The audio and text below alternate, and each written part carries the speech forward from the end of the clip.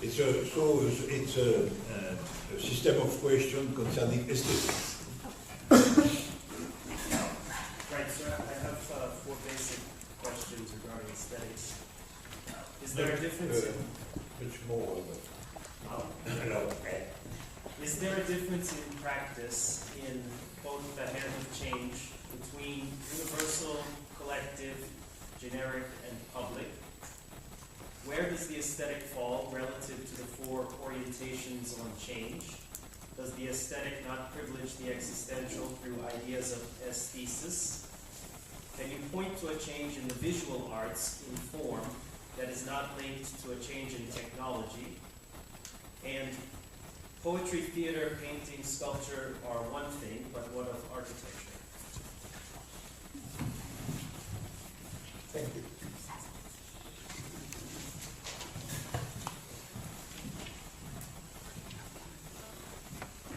So the question is in 4 parts, but it's also, in fact, a coherent question.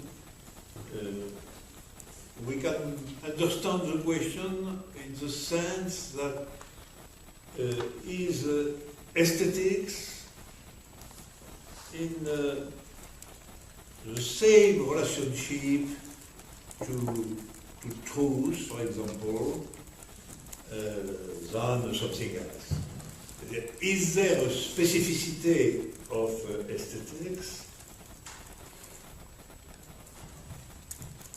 and or of arts in regard to some question concerning the change? Alors, first, is there a difference in practice in the kind of change between, from the point of view of aesthetics always, in public, collective, generic, universal, and public? I think we can practically distinguish the 4 terms: universal, generic, collective, and public. They are all different.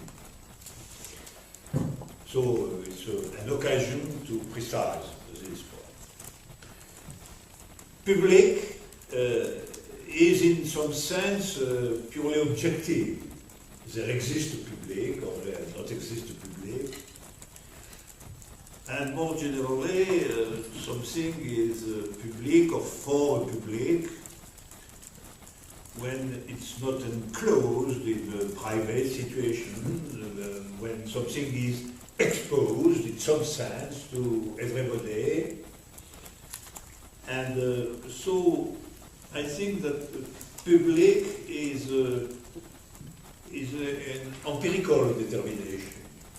The empirical determination in the reality, in the empirical sense. And there is, in fact, a particular question of the public for a work of art. Nobody, for example, is asking for a public of scientific creation. Is there a public for mathematics? In fact, no. And mathematicians not only search a public, but they are very glad to be a small community of aristocratic nature. And mathematicians, generally, not all of them. For example, it was not the case of great mathematicians like Poincaré or Euler. But many mathematicians are in the idea that, in fact, nobody understands anything in mathematics except me. And so I can discuss mathematics with my friends in a closed room, and there is really a sort of aristocracy of mathematics. It's this situation has very bad consequences. I am absolutely against this disposition of mathematicians, and I fight against all that, and I can explain that first, mathematics are very important for the general understanding of all that exists. You know, this subject, cellular and so on, all objects of our environment are practically something like a material concentrate of mathematics, you know. And so, if we admit mathematics is something completely separate, completely aristocratic, and that cannot understand, you admit in some sense that you don't understand of our proper world. It's a very, very important problem. And to democratize mathematics is really a necessity. A very difficult necessity, but it's a necessity. But in concerning work of art, we have the question of the public. So there is a relationship between work of art and something which is public. Only some artistic avant-garde are like mathematicians. Maybe some esoteric poetry, some completely abstract paintings. Some moments of history have been so of aristocratic nature, so with very small public. But generally speaking, the work of art is addressed to the public, and the empirical existence of the public is a real question for the work of art itself. So for public. So collective is also, in some sense, purely objective. Something is collective, is in its very nature, in its true nature, it is composed of many individuals. Collective, or what is multiple of individuals, concern a multiplicity of individuals.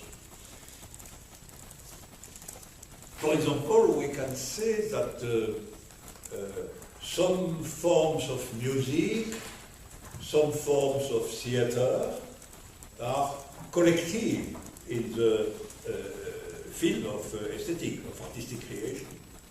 There is some part of art which are collective. Cinema itself is largely collective creation, with sometimes many people. And it's not, we cannot say that there is one man which is the only creator in the field of cinema. It's something that is really collective. But it's objective determination.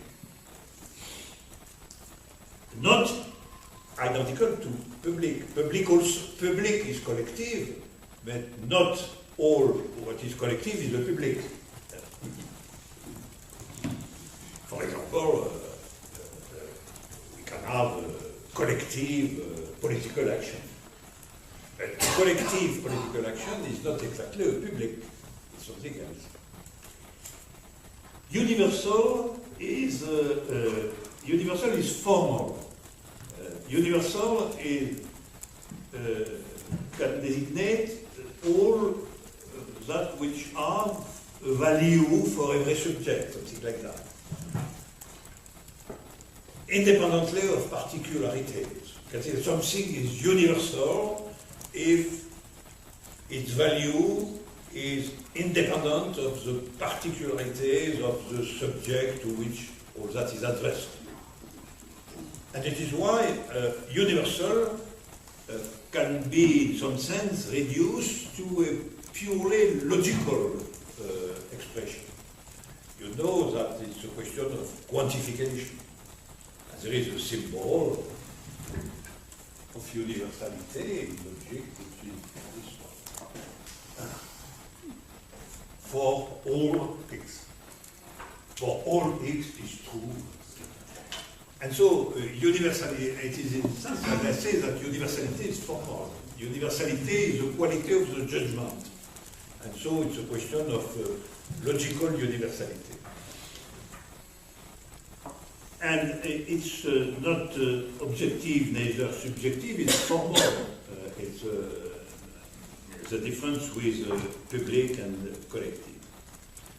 Or generic, it's in some sense objective, because a generic set is a set without exclusion of differences, a set which is not composed of an identity, which is composed of differences, which does not exclude differences, and that is an objective composition of the set, which, I repeat, is not constructible, that is not reducible to terms which are the same property. That is a constructible set, and the generic set is not constructible, so it is not reducible to an identity, so it's a set which accepts differences inside its composition. But in concrete situations, generic is also a subjective determination. Because a generic set is constructed by acceptation of a common truth, of a truth which is common to all differences.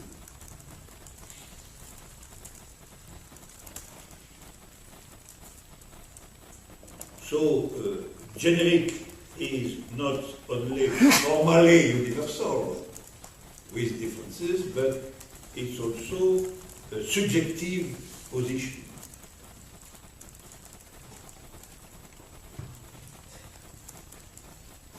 In politics, it's clear. The vision of genericity is the vision which is beyond nationalism, racism, and so on, homophobia, and so on. So generic is always something which constructs a collectivity as a representation of humanity as such. It is with acceptation of all forms of positive differences.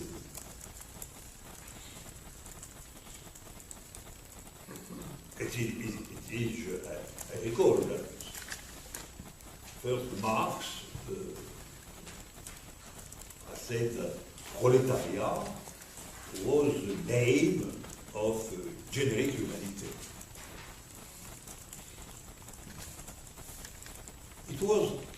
It's interesting to note that it was for, in some sense, negative reason. The question of negativity was a question in my lecture. But Marx affirmed the generic dimension of working class for the reason that working class is in some sense nothing. That it has nothing. But if in a world which is defined by private property, if you have nothing, you are nothing. And so in some sense, in the bourgeois society, proletariat is the name of the void, the name of the empty place, the name of nothing. We are nothing, the international, we are nothing, we become all. But it's a metaphysical and ontological determination. And it's a relationship to generic. Generic, in some sense, is nothing that is no identity.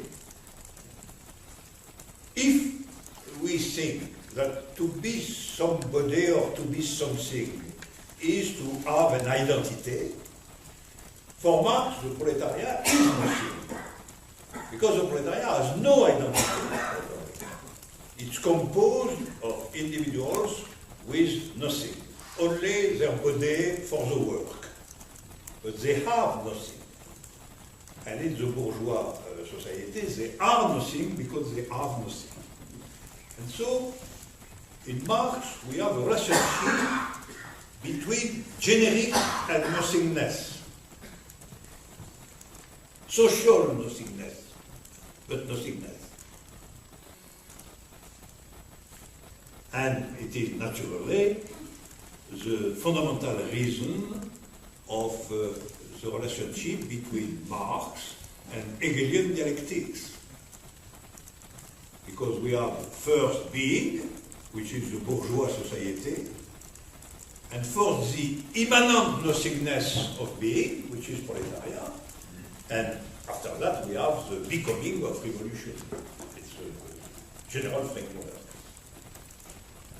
Bourgeois society, which define to be something as by private property. After that, we have the nothingness of this being, which is defined by having no property. That is the proletariat. And the movement of the two is the political movement of revolution. And after that, we have society without class. That is society which is defined absolutely without private property. Because in the manifesto, Marx writes that finally the communist program can be resumed in one sentence: abolition of private property. The abolition of being. The abolition of being in the sense of the bourgeois society, by the nothingness, the active nothingness of the proletariat. Now, the point is that I don't completely admit the Marxist position at this point, because I think that it's very dangerous to define genericity by nothingness. It's a fundamental discussion, in fact. It's not at all an abstract discussion. Maybe it's a central question of politics today. To substitute a negative definition of genericity, replace a negative definition of genericity by a positive one. It's a question of proletariat as a nothingness. But in fact, we can affirm that genericity is much more a global complex of differences than a pure absence of being. You know? And Marx was, in some sense, conscious of all that when he says that to be a communist is to be internationalist, for example. To say that to be communist is to be internationalist is to recognize that there is something different from pure nothingness of the proletariat. There is something like we must go beyond differences, but not before differences in nothingness. We go across differences, with the strength of differences. To have many differences, it's a good thing and not a bad thing. That is the conviction of the new genericity, which is not reducible, finally, to the pure nothingness of a class, negative and creatrice. It was a great vision, but it's maybe too classical dialectics. And we must, it's another manner to define the affirmative dialectics, to say that genericity is different from nothingness. There is another manner to the diversity, the affirmative potential of diversity can be included in genericity. After that, you have problem of unity, of discipline, all you want. But at the ontological level, we must affirm that genericity is not reducible to nothingness, to the immanent nothingness of being.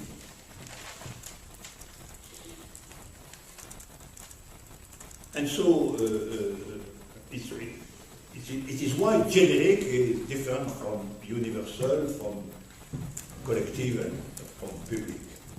Alors, in the question of the aesthetics question, I think that the point the search in art, it's certainly something like a generic form. Something like a generic form. That is a form which is not reducible to its identity, its old identity as a form. For example, in the classical vision of painting, a form is something which has its identity in imitation of nature. So we must find a form which is a representation of something which exists in the world, and you must invent the form which is adequate to this representation, and so this form has a sort of identity as a form. The form of the visage, the form of feminine body, and so on, all that are forms, but you recognize the form across differences, because with different masters of painting, we have different forms, but we recognize the form.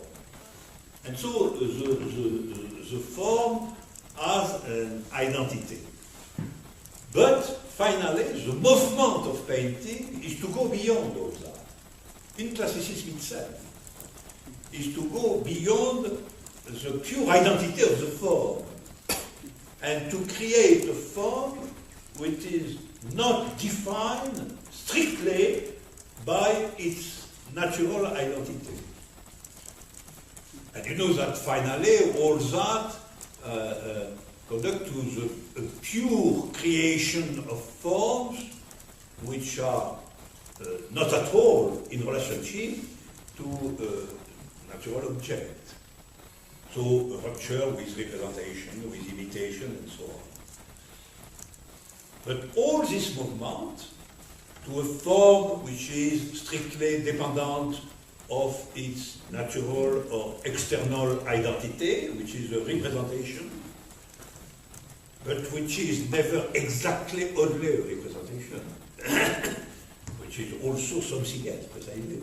And there is a movement of that in the direction of the emancipation of the form, is a movement in the direction of the genericity of the form. That a form which is not the global form of the work of art, which is coherent, but which is not submitted to the identity. You cannot, very often we cannot recognize something, so we have no identity properly, but we have forms of generic nature, which are finally the composition of formal differences in the picture, in the painting, and so on. So I think that in the work of art, as in other truth procedures, the goal is to find something generic. And finally, a great artist is somebody we find something generic. In the field of forms, we find something like a new genericity, a new possibility of forms which are generic in the general field of forms historically constructed. And after that, we have, to finish with this question, we have a relationship between, difficulty concerning the relationship between the genericity of forms and the public. Because as in politics, there is a difficulty for ordinary public to recognize the genericity of forms without any support of identity. And this is why the movement of the painting is also the movement of successive scandalous inventions, something which is against the common opinion. And so, because there is an obscure passion, which is the passion of the inside, which is the passion against genericity, which exists. Fascism, nationalism, but also academicism. All that, and against science we have obscurantism. Obscurantism, academicism, fascism, nationalism, all that are forms of hate of genericity and pure love for identity. No? And it's very striking that it's true in the field of artistic creation. Also, it's not only a political determination. There has been very violent circumstances in artistic field.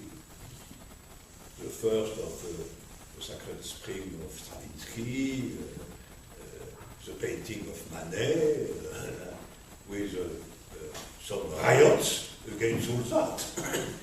Riots against new work of art. And why? Why, after all, we can say that it's practically without any importance and so on. But no, it's the question of genericity. And the question of patience for identity against hate of genericity. And it's a big part of ideological history, after all, in all fields. Now, second question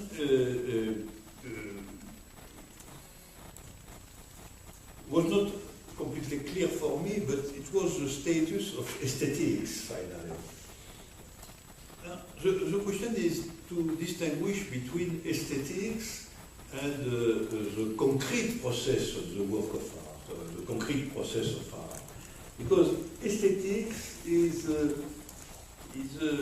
an ambiguous word. Because aesthetics, finally, is something like a general name for every sort of knowledge of art, of explanation of art, of philosophy of art. But aesthetics has an ambiguous relationship to art properly, to artistic creation as such. I think that aesthetics can be objective and or normative. That is also the difficulty. We can name aesthetics something which is descriptive and historical, something which is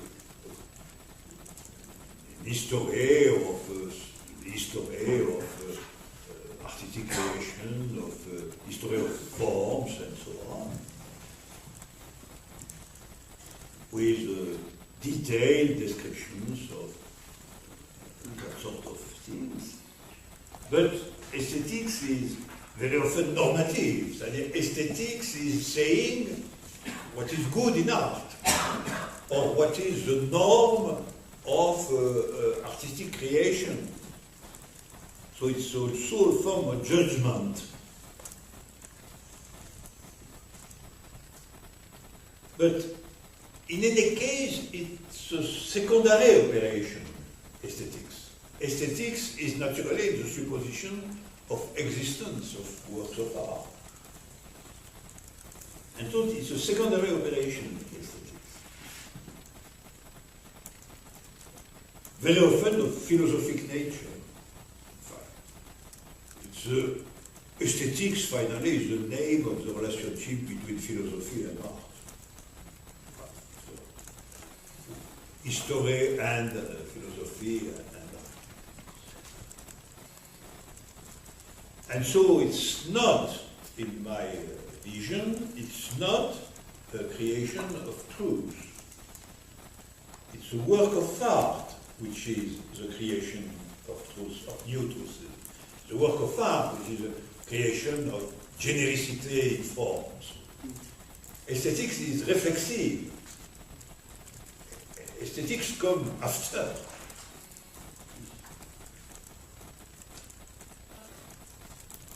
So aesthetics, the goal of aesthetics finally is not an artistic goal, it's a philosophical goal. Why? You know, philosophy comes always after the work of art, after political revolution, after scientific invention, and so on. Hegel was saying that philosophy was at the end of the day, at the beginning of the night. Philosophy comes after. And it's true. It's true. I accept to say that. It's not a bad position, it comes after. We are the avant-garde before, and philosophy after. The third question was a change in the visual arts in form that is not linked to a change of technology. Certainly. There is a relationship between art and technology, evidently. The creation of the cinema, for example. And after that, the invention of the cinema which is speaking, the cinema with color and so on, all that is of technological nature. But many great artistic moments are without any strong relationship to technological change. You can say, for example, the invention of theater, of tragedy in Greece, the history of European painting, for example, is certainly in relationship with some aspect of geometry, but not of technology. The two great European revolutions in the field of music, which are the invention of tonality and the invention of serialism, the first 16th century and the second at the beginning of the last century, are without any relationship to technology. Poetry has practically nothing to do with technology and so on. So I think it's a false idea to think that the development of art is closely linked to the development of technology. It's not true. Certainly, in the reverse, some technological inventions can be appropriated by artistic creation, but it's not a necessity, it's not a pure causality. Today, for example, visual arts, immaterial arts, and so on. Or more generally, it's my personal position, I think that it's dangerous to exaggerate the function of technology in all fields of human existence. Technology naturally is impressive, is something which is really spectacular, and it's also the rhythm of the transformation in the capitalist world. It's the change, the fundamental change in capitalist world, the technological change. It is because the capitalist world is absolutely linked to the possibility to open new markets, so to offer new products. To offer new products is an absolute necessity, it's not at all something secondary. And it's always in offering new products, or products of different nature and so on, that you have the constant change of the big market. So, in some sense, the ideology of the importance, the decisive importance of technology is a capitalist ideology. Convinced on this point. You must be cautious concerning the question of technology. We must recognize, naturally, that in our world, the technological change has a big importance. But it's not a general, universal necessity. And there are many practices, many creative practices, which are today without close relationship to the transformation of technology. In the field of art, it's the case. And when there exists a relationship between artistic creation and technology, is very often also a critique of technology, and not only an appropriation of technology. It's a critique. There exist very fundamental critiques of the superficial change of technology by the work of art, as it exists the philosophical critiques of technology and so on. So the true position, my opinion, is to observe the technological change, to do with the technological change what we can do from outside, not inside the technology, not inside the ideology of the technological change. So we can do something with that, but from outside, and also to reserve the possibility to do something very important without any relationship with technological transformations. So a position which is, in some sense, a neutral position, without any exaggeration of the technological destiny. So, without saying first, technology is something astonishing, it's a real change, without technology we have nothing at all, the modern world is the technological world, and so on. But without saying technology is horrible, it's the devastation of the planet, is the end of humanity, and so on. These two positions are, which are exactly symmetric, in fact, these two positions are false positions. And inside, so there are forms to be inside the world of technology. It's much more interesting to say that technology exists, but after all, it's not so important. And the last question was concerning architecture. In the difference of other arts.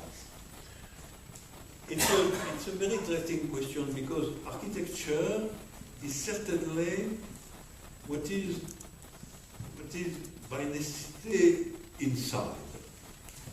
That is, the relationship between architecture and the power is historically fundamental.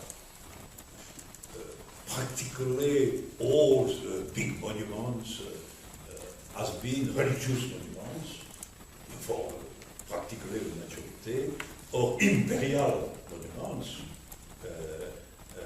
or monarchic monuments, and finally republican monuments, which are generally of less importance.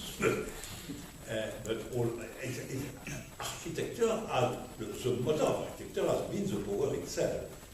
And if it's not the power of political nature, it's the power of money.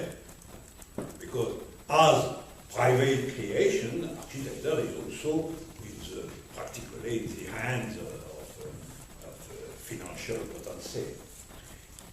And so architecture is confronted by itself to the question of to be inside, but not completely inside, if possible, if it is possible. That is to create inside something which is, in some sense, from outside, but not too much. And I think all creation in this field is finally a compromise. It's a compromise. We can see that in contemporary architecture. It's a compromise.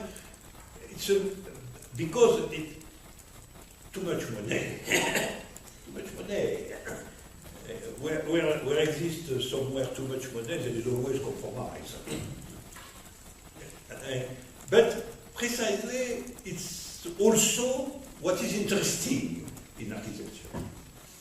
What are the new compromises? The invention of the possibility of new compromise. To the acceptation by the state, by the power, of something which, some forms, which comes from outside in some sense, which are not in the pure illustration of the power. And so there is many discussion also, many political discussion. The creation of a new central construction in a big town is always a big discussion. And we can observe that in general, private property is much more interested in new forms than the power itself, than the political power. Because private property in capitalist world must affirm that it is on the side of novelty. It's a part of propaganda. You know, it's very difficult for big capitalists to say, oh, I only accept all products. I am absolutely against novelty. No. Capitalism itself is an ideology of change. So in some sense, an ideology of novelty. And it is, the paradoxical result is that, particularly in the field of architecture, we can find some invention on the side of private property, banks, something like that, or rich men with their private house, which are made by very inventive architects. And it's the paradoxical nature of architecture today. And that is something like the invention of new compromise between outside and inside.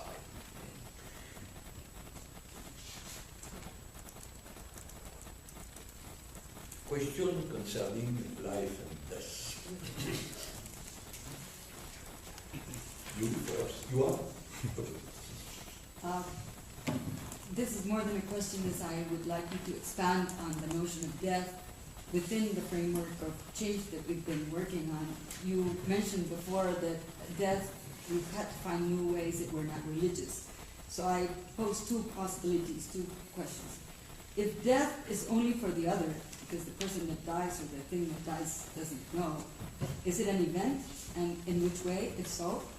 And if there could be something as death as such, if we could call it like that, would it be the negation or the absence of change?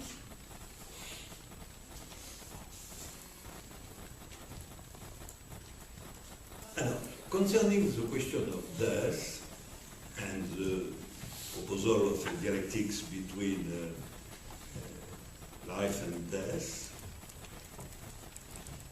we have here the opening of, between us, opening of a discussion, which is a very interesting discussion, a complex one. First, there is, in the form of objection, after all, the idea, the very old idea that we don't know, we have no knowledge of death, but only an idea of death of the others. So we have not experience of death in this sense.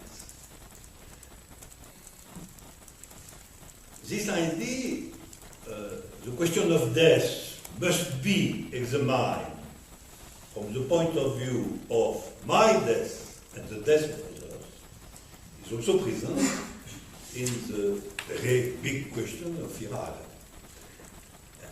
And so it's an important question. My position on this point, the precise point, the question of the death of the others and our proper death, is that we can say something like that. We don't know what is our proper death. You know, we have only a knowledge of the death of the others. This objection is absolutely internal to an empiricist vision of knowledge. Effectively, we have no knowledge of our proper death, but we have no experience of many other things. I'll take an example. You are white. You have no internal experience of what is to be black. Is the conclusion is that we have no knowledge at all of what is to be black? No. No, all that can be transmitted. All that can be universalized. There is work of art, precisely. There is novels. There is movies to clearly explain and transmit what is to be black, but also what is the death of the other. Because the process of death exists, and the death of the other is also a perfect knowledge of what is death, not naturally at the level of personal experience, but it's not my question. My question is, what is death of an historical point of view? So, what is the relationship of the collectivity to death as such?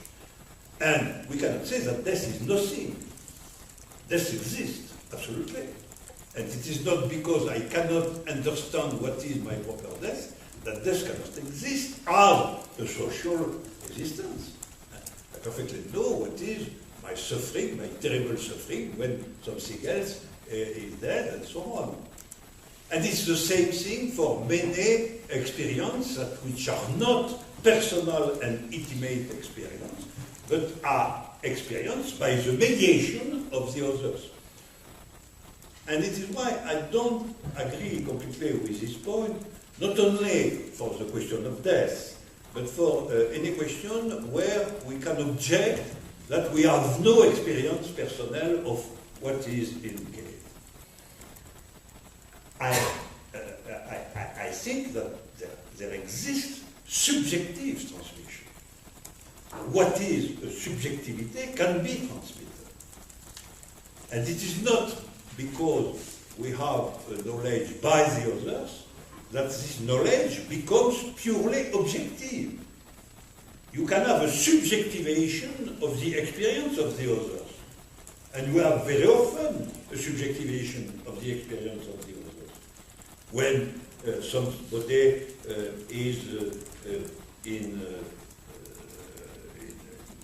is speaking to us of its proper experience and so on, and we are in emotion and so on. You know, we cannot say that only true personal experience of something is intimate and reflexive one. We have a large field of transmission of all that. And so, death is absolutely present at the level of collectivity as at the level of personal consciousness. So, the attempt to reduce death to nothing, except finally the religious promise to something after the death, is a false attempt, absolutely a false attempt. The question is how society, collectivity, what is the relationship, the collective relationship to the existence of death, and existence of death is absolutely not at all something biological, something medical, and so on, and so on, but it's a subjective question.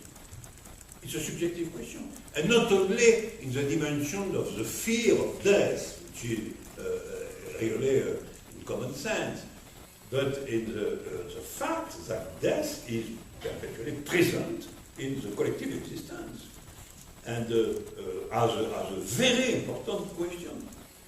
And I insist on this point because I think that the attempt to reduce the question of death practically to nothing, with as an argument that finally the question of death is only a religious question, is in the field of our society where where death is not interesting at all, except from the small part of capitalism which treats the dead person. You know, in fact, the moment of the death is a moment of the subject is not interesting for anybody. It's not a producer and it's not a consumer. An old man can be interesting in some sense, from medicine, from sometimes old man have money, so we can organize some really some diverting practice for old men and women and so on. But the dead, after the case of burning the corpse, it's nothing. But it's false that it is nothing. It's false, absolutely false. We must recognize the mortality of old men as in collective symbolism. And precisely it is why it's very important to invent a new symbolism which is not of religious nature. If we are in absolute impossibility to invent a new symbolism concerning death, which is not by necessity of religious nature, you prepare the return of religion. Certainly, because this is not acceptable in a long time, that to die is nothing.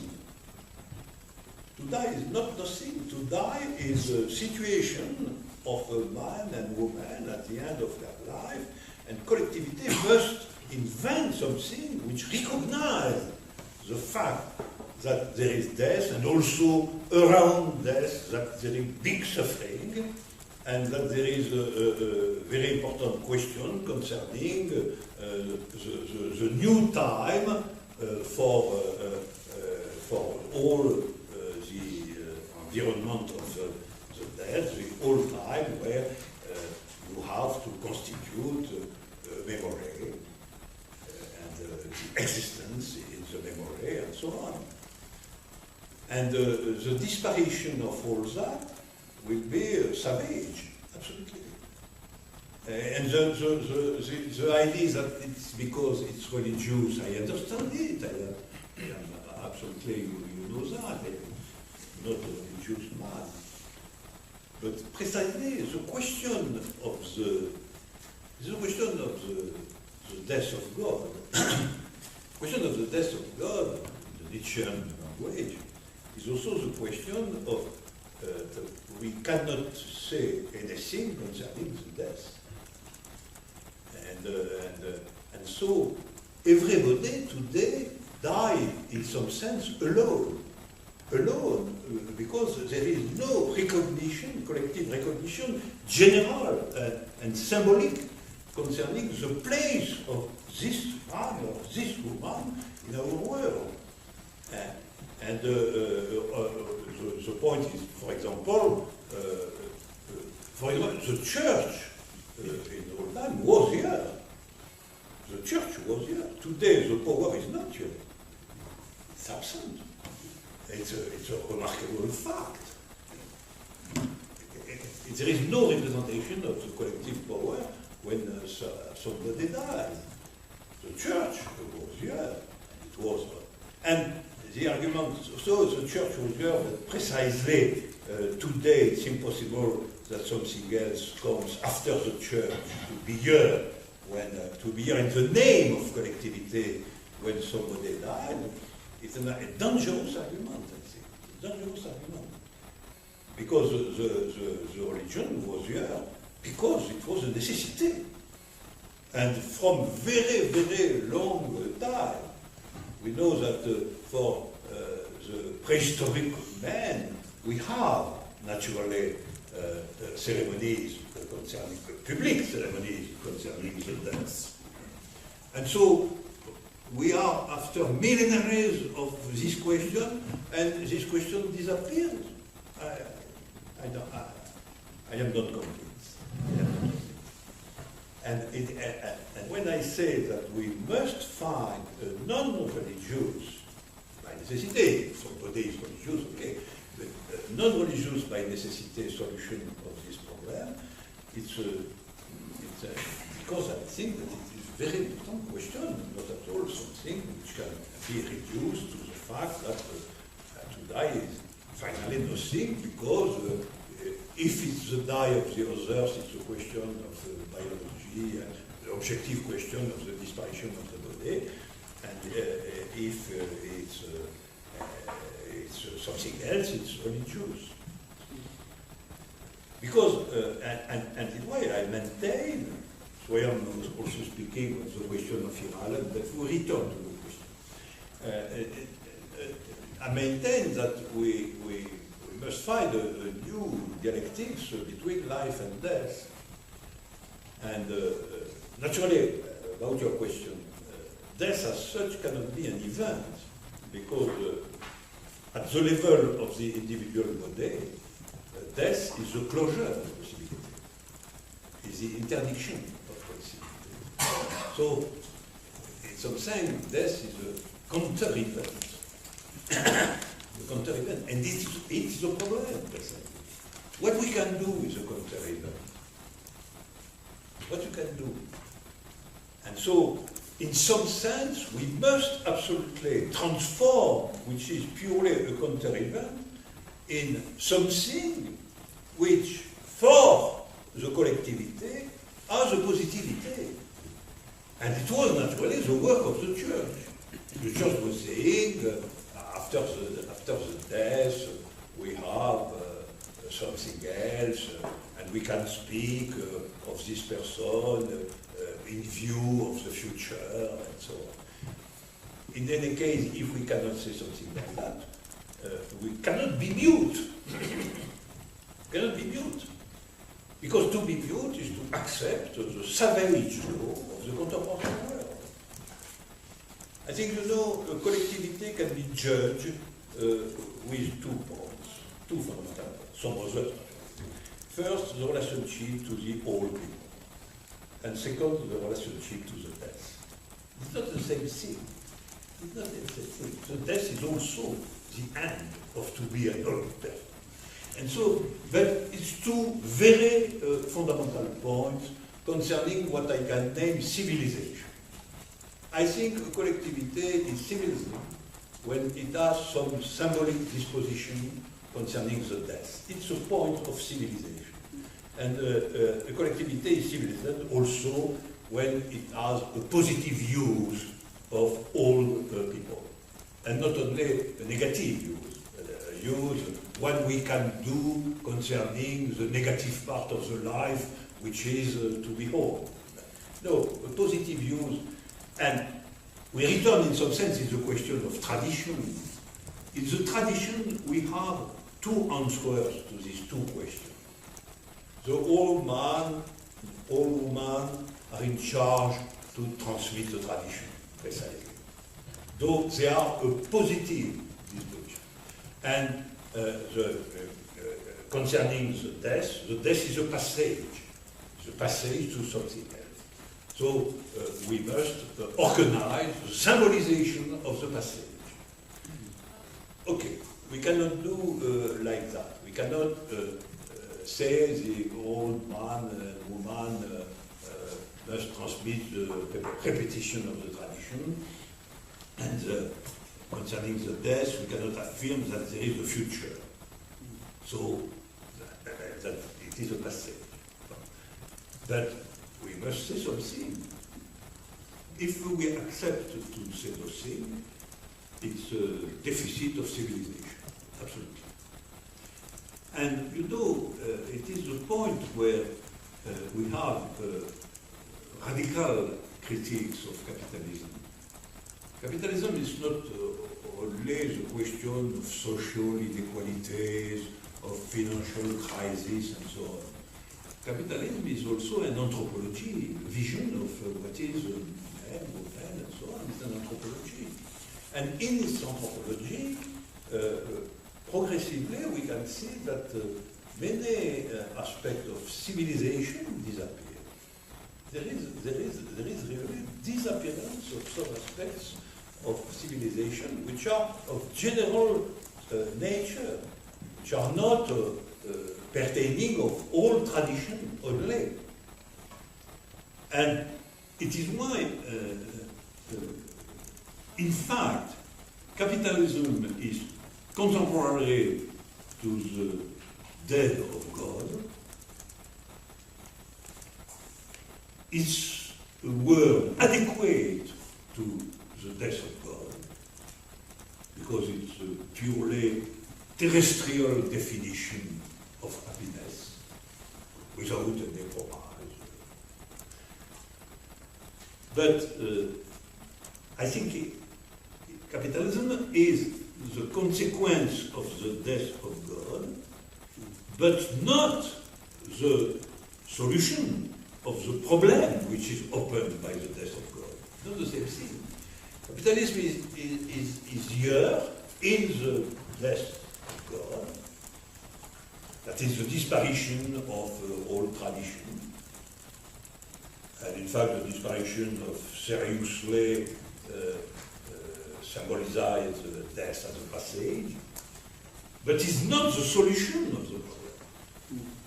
It's not the solution of the problem for humanity of the death of God.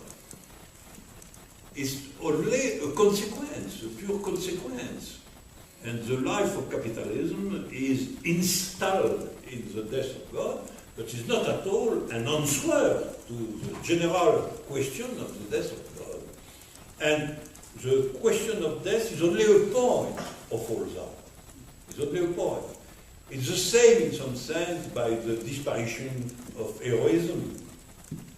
The disparition of heroism is also in some sense a consequence of the death of God, because God was the garant of ideas in general in the whole world. With the death of God, finally, there is a difficulty of the idea of general and global conviction. Okay? And so it's not, we have not the possibility of heroism. But heroism, the question of the symbolization of death, the question of the function of old man and woman, and finally, the question of the destiny of truth in general, is really the problem of our world, because it's a problem of a world without God, which I can accept that. God is dead. He is dead. But I cannot accept that the ordinary world of today is a solution of the problem which is opened by the death of God. And I can see that on many very concrete questions. What the society is saying when somebody dies, what is its relationship to that, what is the real positive function of all people, what is finally the destiny of truths, why is the disparition of heroism, and so on. So, well, it's a part of the discussion, so we stop here, and we begin tomorrow by the complete lecture of the question of Alain. So we continue this discussion for a moment.